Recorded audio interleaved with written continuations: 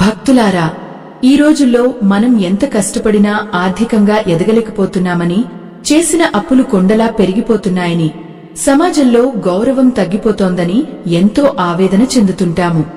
చుట్టుపక్కల వారు మనల్ని తక్కువ చేసి మాట్లాడుతుంటే, మన ఇంట్లో వారే మన అసమర్థతను ఎత్తి చూపిస్తుంటే మనసు వికలమైపోయి ఏకాంతంగా కూర్చుని కన్నీళ్లు పెట్టుకునే రోజులు ఎన్నో ఉంటాయి. ఎందుకు నాకు మాత్రమే ఇన్ని కష్టాలు? దేవుడు నా మొర ఆలకించడం లేదా అని నిరాశలో కూరుకుపోయి ఉన్నారా? అయితే మీకోసమే ఈ అద్భుతమైన కథ. ఒక చిన్న పిల్లవాడు ఒక గొప్ప వ్యాపారికి చెప్పిన ఆ పరమ సత్యం మీ జీవితాన్ని మార్చబోతోంది. ఈ ఆధ్యాత్మిక రహస్యం మీకు పూర్తిగా అర్థం కావాలన్నా, దైవానుగ్రహం దక్కాలన్నా ఈ వీడియోను ఎక్కడా ఆపకుండా చివరి వరకు చూడండి. అనగనగా ఒకానొక పుణ్యక్షేత్రం వద్ద సోమన్న అనే ఒక మధ్యవయస్కుడు నివసించేవాడు.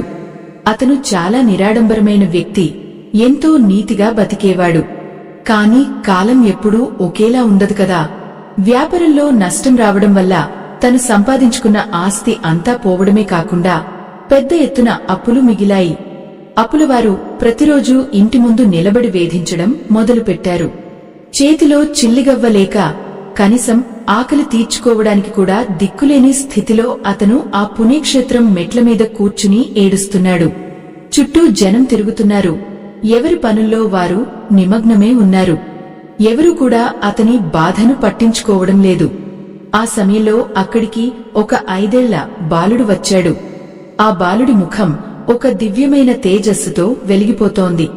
ఆ పసివాడు సోమన్న దగ్గరకు వచ్చి ఏమీ తెలియనట్టుగా, అయ్యా, అంతా ఉండి కూడా ఏమీ లేనివాడిలా ఎందుకు ఏడుస్తున్నావు అని అడిగాడు. ఆ బాలుడి గొంతులో ఏదో తెలియని ఆకర్షణ ఉంది. సోమన్న కన్నీళ్లు తుడుచుకుని, బాబూ, నా కష్టాలు నీకేం తెలుస్తాయి? నేను సర్వం కోల్పోయాను. దేవుడు కూడా నా మీద కన్నెర్ర చేశాడు. ఇక నా జీవితం వ్యర్థం అన్నాడు నిరాశగా. దానికి ఆ బాలుడు చిరునవ్వు నవ్వి, నీవు కోల్పోయింది కేవలం కాగితపు నోట్లను మాత్రమే, కాని నీ లోపల ఉన్న ధైర్యాన్ని, దైవ విశ్వాసాన్ని కాదు. నీవు చూస్తున్న ఈ లోకం కేవలం ఒక మాయాజాలం అని చాలా గంభీరంగా చెప్పాడు. ఒక పసిపిల్లాడి నోటి నుండి అంతటి వేదాంతం రావడం చూసి సోమన్న ఆశ్చర్యపోయాడు. నీవు ఎవరు బాబూ? ఇంత చిన్న వయస్సులో ఇంత పెద్ద మాటలు మాట్లాడుతున్నావు అని అడిగాడు. ఆ బాలుడు ఏమీ సమాధానం చెప్పకుండా దేవాలయం వైపు చేయి చూపించి, అక్కడ చూడు, ఆ గాలిగోపురం మీద ఉన్న కలశం ఎందుకు ఎంతగా మెరుస్తోందో. అది అంత ఎత్తులో ఉండటం వల్ల అందరికీ కనిపిస్తోంది. కాని ఆ గోపురం కింద ఉన్న పునాది రాయి ఎవరికీ కనిపించదు. ఆ పునాది రాయి లేకపోతే ఆ కలశానికి అంతటి స్థానం దక్కుతుందా అని ప్రశ్నించాడు. సోమన్న ఆ మాటలకు మౌనంగా ఉండిపోయాడు.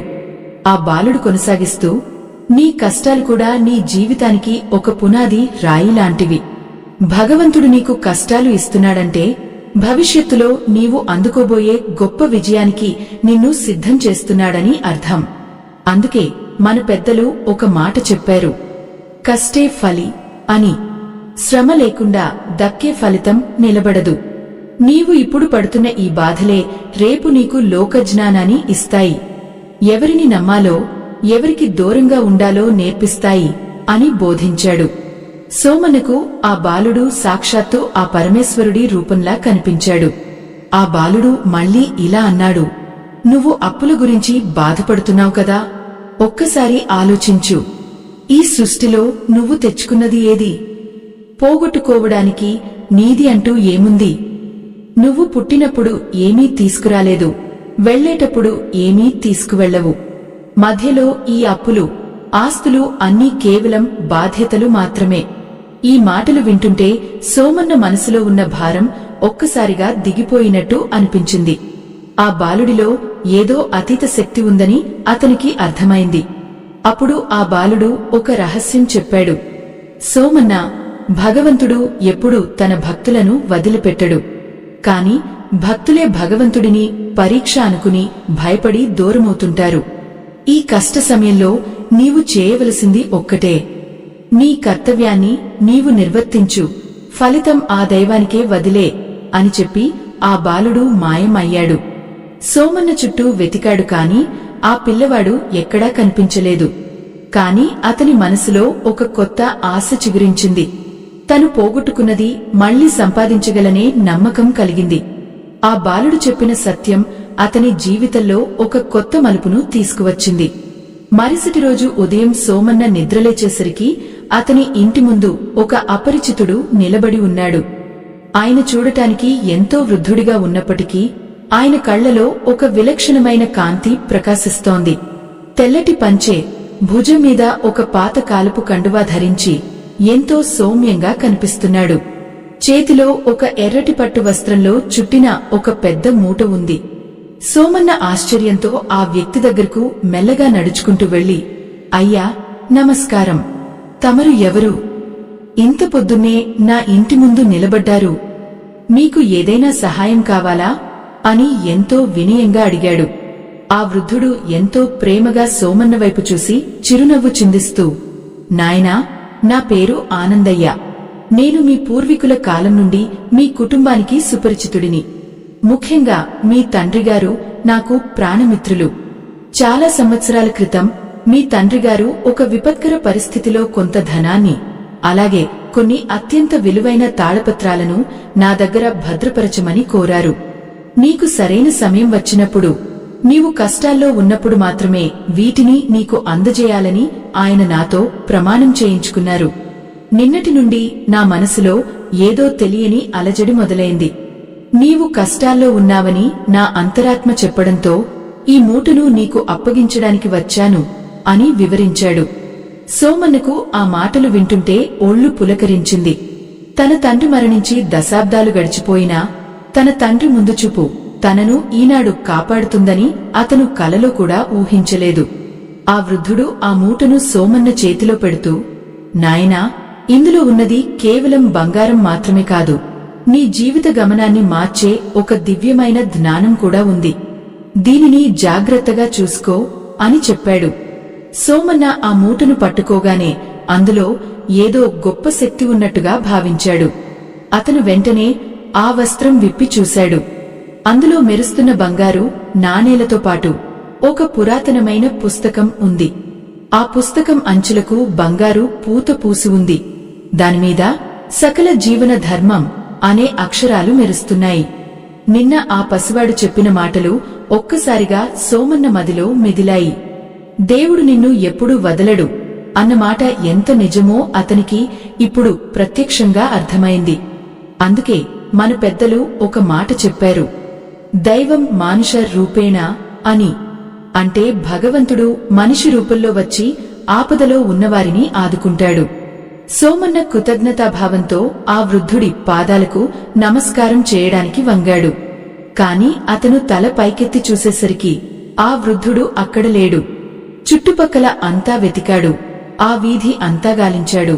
కాని ఎక్కడా ఆయన ఆనవాళ్లు కూడా లేవు. సోమన్న ఆశ్చర్యంతో గడ్డకట్టుకుపోయాడు.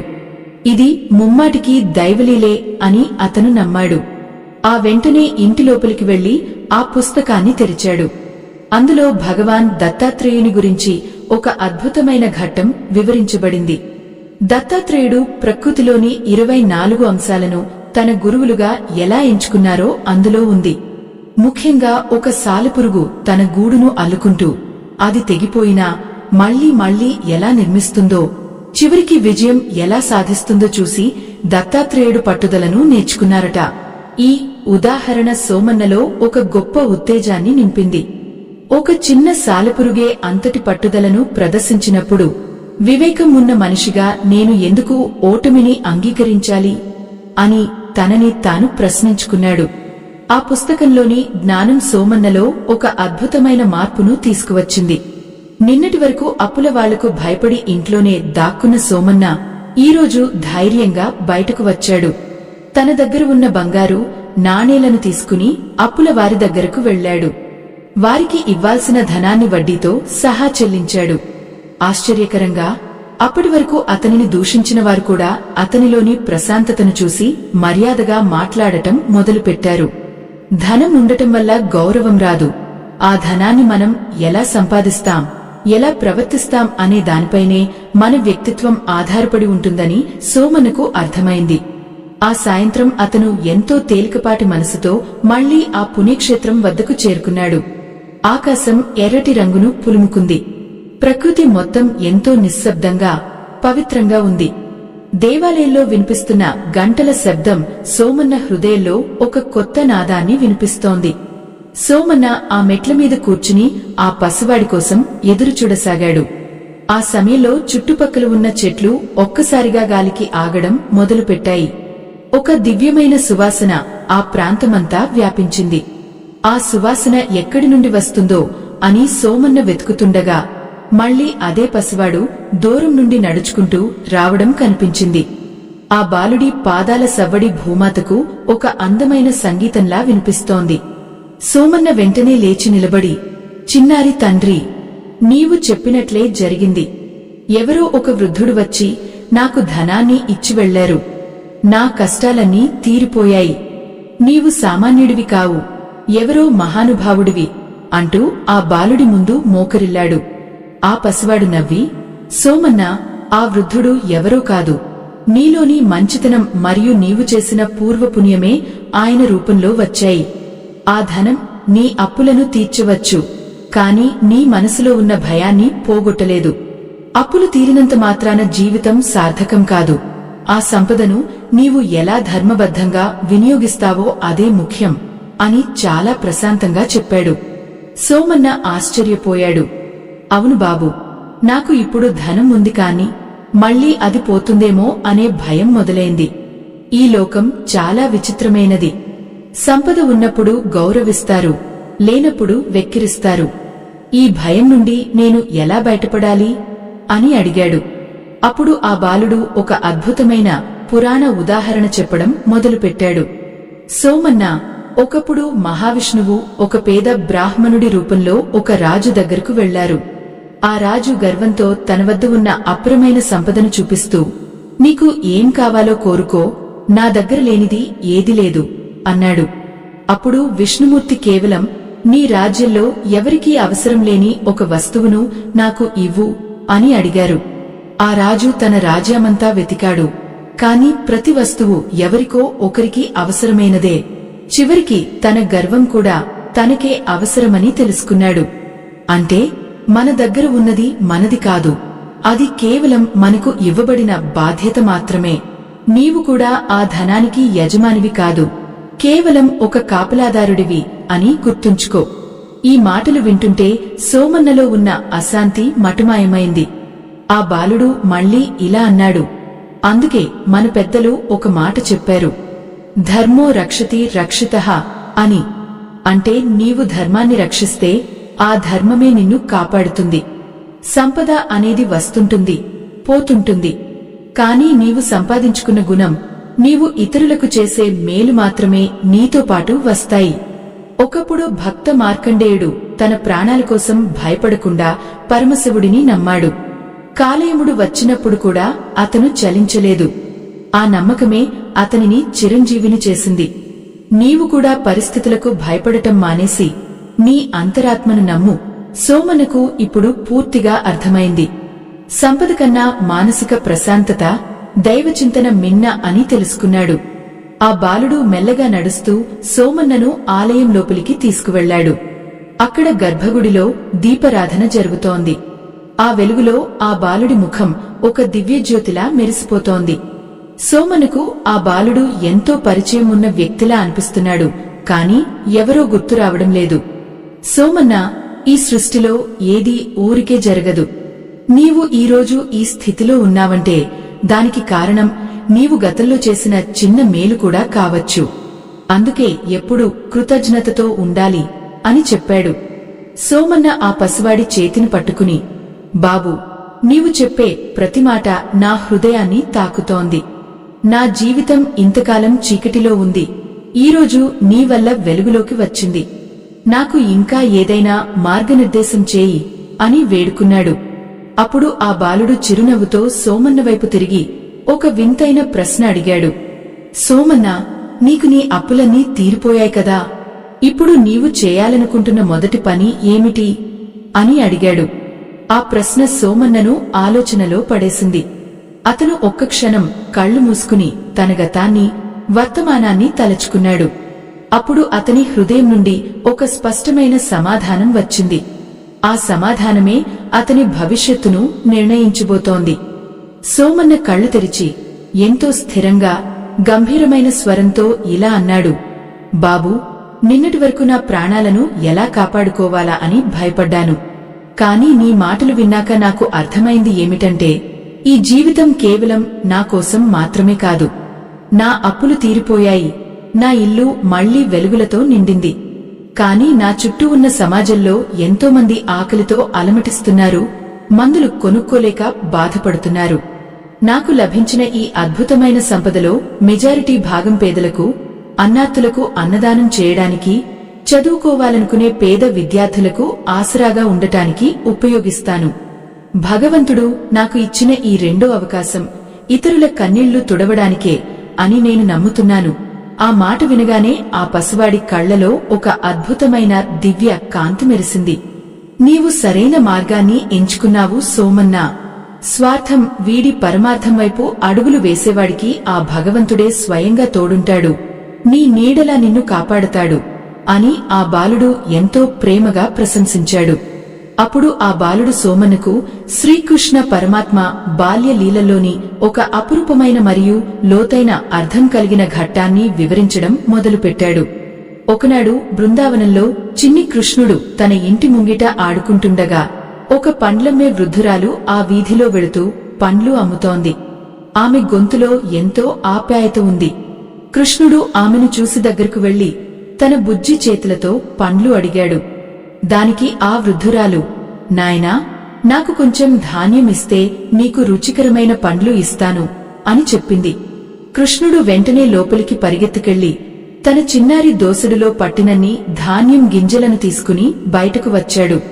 కాని ఆ క్రమంలో అతని చేతులు చిన్నవి కావడం వల్ల పరిగెత్తుకుంటూ వచ్చేటప్పుడు ఆ ధాన్యం గింజలన్నీ దారిలోనే కింద పడిపోయాయి. చివరికి ఆమె దగ్గరకు వచ్చేసరికి అతని చేతిలో కేవలం 3-4 గింజలు మాత్రమే మిగిలాయి. కాని ఆ పరమాత్మ ముఖంలోని ఆ పవిత్రమైన చిరునవ్వును, ఆ అమాయకత్వాన్ని చూసి మురిసిపోయిన ఆ వృద్ధురాలు ఏమీ ఆలోచించకుండా తన గంపలో ఉన్న అతి శ్రేష్టమైన పండ్లన్నింటినీ కృష్ణుడికి ఇచ్చేసింది. ఆమె ఎంతో తృప్తిగా తన దారిలో తాను వెళ్లిపోయింది. కాని ఆమె తన ఇంటికి చేరుకుని గంపను కిందదించి చూసేసరికి ఆశ్చర్యం! ఆ ఖాళీ గంప మొత్తం మెరిసిపోయే నవరత్నాలతో, సువర్ణమణి మాణిక్యాలతో నిండిపోయి ఉంది. ఇక్కడ ఆ పరమాత్మ చూసింది ధాన్యం గింజల సంఖ్యను కాదు, ఆ వృద్ధురాలి హృదయంలో ఉన్న నిస్వార్థమైన ప్రేమను మరియు త్యాగాన్ని. అందుకే మన పెద్దలు ఒక మాట చెప్పారు, పరోపకారార్థం ఇదం శరీరం అని. అంటే మనకు లభించిన ఈ మానవ జన్మ, ఈ సంపద, ఈ మేధస్సు అన్నీ కూడా తోటి ప్రాణుల మేలు కోసమే వినియోగించాలని దీని అర్థం. నీవు చేసే ప్రతి చిన్న సాయం కూడా ఆ పండ్లమ్మే వృద్ధురాలి గంపలాగే 1000 రెట్లు తిరిగి నీ దగ్గరకు చేరుతుంది. కాని గుర్తుంచుకో సోమన్న, ప్రతిఫలం ఆశించకుండా చేసే సాయమే నిజమైన దైవత్వం. సోమన్నకు ఆ కథ విన్నాక మనసులో ఏదో తెలియని ఆధ్యాత్మిక పరవశం కలిగింది. ఆ రోజే అతను తన గ్రామంలో ఒక పెద్ద అన్నశాలను ప్రారంభించాడు. ఎంతో మంది నిస్సహాయులకు, అనాథలకు ఆసరాగా నిలిచాడు. చిత్రంగా అతను ఎంతగా ధర్మ కార్యాలకు ఖర్చు చేస్తున్నాడో అంతకు రెట్టింపు ఆదాయం మళ్లీ అతని వ్యాపారంలో ఏదో ఒక రూపంలో వస్తూనే ఉంది. ఇది చూసి గ్రామస్థులందరూ ఆశ్చర్యపోయారు. కాని సోమన్నకు తెలుసు, ఇది తన వల్ల జరుగుతున్నది కాదు, ఆ పసివాడి రూపంలో వచ్చిన దైవం తనలో నింపిన సంకల్ప బలం అని. భక్తులారా, ఈ కథలో సోమన్న ఎలాగైతే తన కష్టాల నుండి బయటపడి 10 మందికి వెలుగులు పంచుతున్నాడో, మనందరం కూడా మనకు వీలైనంతలో తోటివారికి తోడ్పడాలి. ఆధ్యాత్మికత అంటే కేవలం గుడికి వెళ్లడం మాత్రమే కాదు, తోటి మనిషి ఆకలి తీర్చడం కూడా పరమశివుడికి చేసే అభిషేకంతో సమానం. ఈ దివ్యమైన సందేశాన్ని లోకమంతటా చేరవేయడంలో మీరు కూడా మాకు సహకరించండి. మా ఈ ధార్మిక ప్రచార కార్యక్రమాలకు, నిత్యాన్నదాన వితరణకు మీరు అందించే ప్రతి చిన్న విరాళం ఎంతో మంది జీవితాల్లో కొత్త ఆశలను చిగురింపజేస్తుంది. మీ నిస్వార్థమైన విరాళం ఆ భగవంతుడికి చేసే నిజమైన సేవ. ఈ దృశ్యం చివరలో కనిపిస్తున్న స్కానర్ ద్వారా మీ శక్తి కొలది విరాళం అందించి పుణ్యఫలాన్ని పొందండి. మీ దాతృత్వం మరెందరో పేదలకు వెలుగునిస్తుందని ఆశిస్తున్నాము. ఈ ఆధ్యాత్మిక ప్రయాణంలో సోమన్న ఎదుర్కొన్న తదుపరి పరీక్ష ఏమిటో మీకు తెలుసా? ఆ పసివాడు మళ్లీ కనిపించి అతనికి ఏ పరమ సత్యాన్ని బోధించాడో ఇప్పుడు చూద్దాం. కాలక్రమేణా సోమన్న పేరు ప్రఖ్యాతులు ఆ ఊరి పొలిమేరలు దాటి వెళ్లాయి. ప్రతిరోజు వందల మందికి అన్నదానం చేస్తున్నాడు. పేద పిల్లలకు చదువు చెప్పిస్తున్నాడు. అయితే తెలియకుండానే సోమన్న మనసులో ఒక చిన్న గర్వం మొలకెత్తింది. నేను ఇంతమందిని పోషిస్తున్నాను, నా వల్లే ఈ గ్రామం బాగుపడుతోంది అన్న భావన అతనిలో పెరగసాగింది. ఒకరోజు సాయంత్రం సోమన్న తన భవనం ముందు కూర్చుని 10 మంది పొగుడుతుంటే ఆనందిస్తున్నాడు. అప్పుడు అకస్మాత్తుగా ఆ చిన్న బాలుడు మళ్లీ ప్రత్యక్షమయ్యాడు. అతని ముఖం ఎప్పటిలాగే ప్రశాంతంగా ఉంది. ఆ బాలుడు సోమన్న దగ్గరకు వచ్చి, ఏమిటి సోమన్నా, నీ కళ్లలో ఆ వెలుగు తగ్గింది. నీ ముఖంలో ప్రశాంతత కంటే అలసట ఎక్కువగా కనిపిస్తోంది అని అడిగాడు. సోమన్న కొంచెం గర్వంగా, చూసావా బాబూ, నేను ఇప్పుడు ఎంత బిజీగా ఉన్నానో. వందల మందికి భోజనం పెడుతున్నాను, ఎన్నో సేవా కార్యక్రమాలు చేస్తున్నాను. అలసట సహజమే కదా అన్నాడు. దానికి ఆ బాలుడు చిన్నగా నవ్వి, సోమన్నా, నీవు భోజనం పెడుతున్నావా, లేక ఆ భగవంతుడే నీ ద్వారా అందరికీ పెట్టిస్తున్నాడా? నీవు కేవలం ఒక పాత్రవి మాత్రమే అని మరచిపోతున్నావు. అందుకే మన పెద్దలు ఒక మాట చెప్పారు, విద్య దదాతి వినయం, వినయాద్యాతి పాత్రతాం. అంటే నిజమైన జ్ఞానం మనిషికి వినయాన్ని ఇస్తుంది. నీవు చేస్తున్న సేవలో నేను అనే అహంకారం ప్రవేశిస్తే ఆ పుణ్యమంతా నీటిమీద రాతలాగా కరిగిపోతుంది అని హెచ్చరించాడు. ఆ మాటలు సోమన్న గుండెకు తగిలాయి. తను చేస్తున్న తప్పును అతను వెంటనే గుర్తించాడు. అప్పుడు ఆ బాలుడు ఒక విలక్షణమైన పవిత్రగాథను వివరించాడు. ఒకప్పుడు నారద మహర్షి వైకుంఠానికి వెళ్లి, స్వామి, ఈ భూలోకంలో నీ భక్తులలో అత్యంత శ్రేష్ఠుడు ఎవరు అని అడిగారు. విష్ణుమూర్తి ఒక పేద చెప్పులు కుట్టుకునే వ్యక్తిని చూపించి, అతనే నా ప్రియ భక్తుడు అని చెప్పారు. నారదుడికి ఆశ్చర్యం కలిగింది. నిత్యం నీ నామస్మరణ చేసే నన్ను కాదని ఆ సామాన్యుడు ఎలా నీకు దగ్గరయ్యాడు అని పరీక్షించడానికి అతని దగ్గరకు వెళ్లాడు. నారదుడు ఆ చెప్పులు కుట్టుకునే వ్యక్తి వద్దకు వెళ్లి, నాయనా, విష్ణుమూర్తి ఇప్పుడు వైకుంఠంలో ఏం చేస్తున్నారో తెలుసా? ఆయన ఒక ఏనుగును సూది బెజ్జం లోపలి నుండి దూరిస్తున్నారు అని వేళాకోళంగా చెప్పాడు. కాని ఆ భక్తుడు కళ్ల వెంట ఆనంద బాష్పాలు రాల్చుతూ, అవునా, నా స్వామి మహిమ ఎంత గొప్పది అని నమస్కరించాడు. నారదుడు ఆశ్చర్యంతో, సూది బెజ్జం నుండి ఏనుగు వెళ్లడం సాధ్యమా? నువ్వు అది నమ్ముతున్నావా అని అడిగారు.